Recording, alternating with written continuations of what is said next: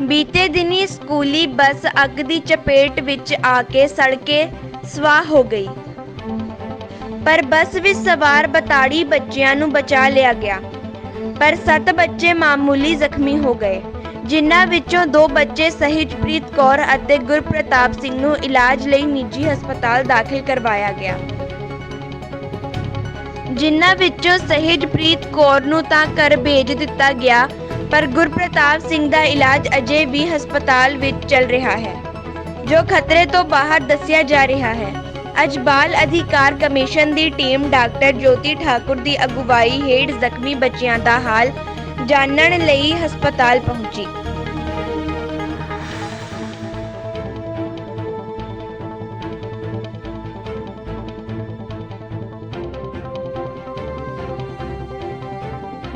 Patient बच्चे दोनों ठीक है। एक बच्चा है जी गुरप्रताप सिंह जिहदी 8 साल उम्र है। पिता का नाम हरजीत सिंह, नवां पिंड बरकीवाल के रहने वाले ने। ये इन्हां नूं 20% के करीब बर्न ने। इन्हां दी ट्रीटमेंट कर रहे हैं, टैसट कर लए ने, पट्टियां कर दित्तियां ने, ड्रैसिंग्स वधिया कर दित्तियां ने, स्टरलाइज्ड शीट्स सारा बैड स्टरलाइज कर दिता है। इलाज वधिया ठीक चल रहा है। होप ये बच्चे 5-7 दिन के ठीक हो जाएंगे। सर खर्चा ये पेशेंट नूं दाखिल कराउण लई स्कूल मैनेजमेंट वाले मेरे को आए सी पहले सारिਆਂ ਤੋਂ। ਉਹ ਇਹਨਾਂ ਨੂੰ ਦਾਖਲ ਕਰਵਾ ਕੇ ਗਏ ਨੇ। ਉਹ ਮੈਨੂੰ ਕਹਿੰਦੇ ਨੇ ਕਿ ਅਸੀਂ ਖਰਚਾ ਕਰਾਂਗੇ, ਇਹਨਾਂ ਕੋ ਬੱਚਿਆਂ ਦੇ ਰਿਲੇਟਿਵਸ ਦੇ ਕੋਲ ਕੋਈ ਪੈਸਾ ਨਹੀਂ ਲੈਣਾ। ਉਸ ਤੋਂ ਬਾਅਦ ਮੈਨੂੰ ਕਿਸੇ ਅਫਸਰ ਸਾਹਿਬਾਨ ਦਾ ਸਾਡੇ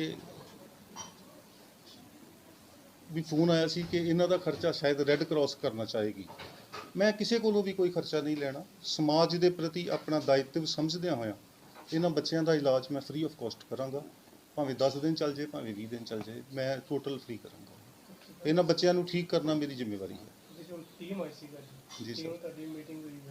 जी सर। टीम वालों पूरी कोऑपरेशन मैनूं दित्ती गई है जी। उन्होंने मैनूं उन्हां सारा सिचुएशन का जायजा लिया है। मैं जो भी हालात ने उन्होंने दसे हैं। एक्चुअली मुझे पता लगा था कि एक स्कूल बस की इंसिडेंट हुआ है, उसमें 2 बच्चों को जो काफ़ी बर्न्स आए हैं और बाकी बच्चे सारे सेफ़ हैं। तो चाइल्ड राइट कमीशन की तरफ से जो मेरी ड्यूटी है वो मैं अपनी ड्यूटी निभाने आई हूँ।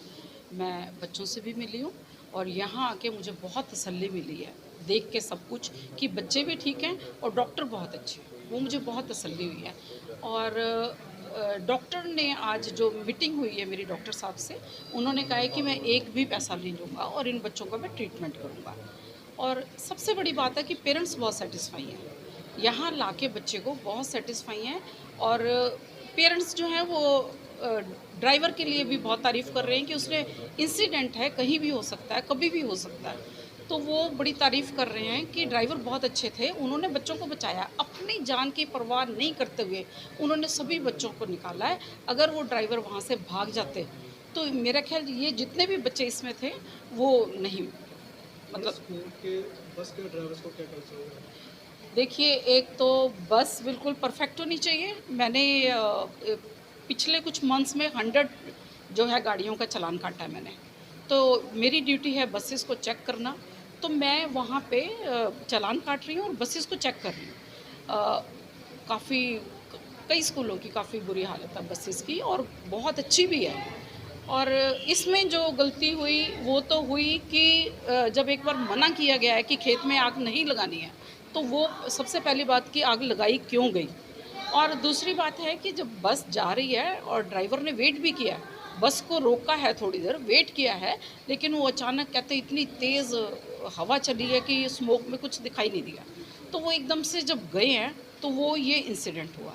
लेकिन ड्राइवर को शाबाश है, उसने बहुत अपनी सूझबूझ से बच्चों को बचाया। ये बहुत कार्रवाई होनी चाहिए जो आग लगाते हैं लगातार, उन्हीं पर कार्रवाई होनी चाहिए, उन्हीं पर कार्रवाई होनी चाहिए। जब एक रूल है कि आप नहीं आग लगा सकते तो आप लोग क्यों किसी की ज़िंदगी के साथ खिलवाड़ कर रहे हो। आसपास घर हैं, सब कुछ है और आप ये गलत स्टेप ले रहे हो, उसका जिम्मेवार कौन है? जिसने आग लगाई है। और अगर कहा जाए तो उसके गलत वो आते हैं, रिज़ल्ट आते हैं। लेकिन ये है, this is more over team work, सबको मिलके ही यहाँ पे काम करना होगा। पर सबसे बड़ी बात ये है कि बच्चों को देख के मैं बहुत सेटिस्फाई हूँ। बच्चे बिल्कुल, डॉक्टर बहुत अच्छे हैं, बच्चों के जो पेरेंट्स हैं वो सेटिस्फाई है इस हॉस्पिटल में। ये मरवाहा हॉस्पिटल बटाला का है, यहाँ बहुत अच्छे डॉक्टर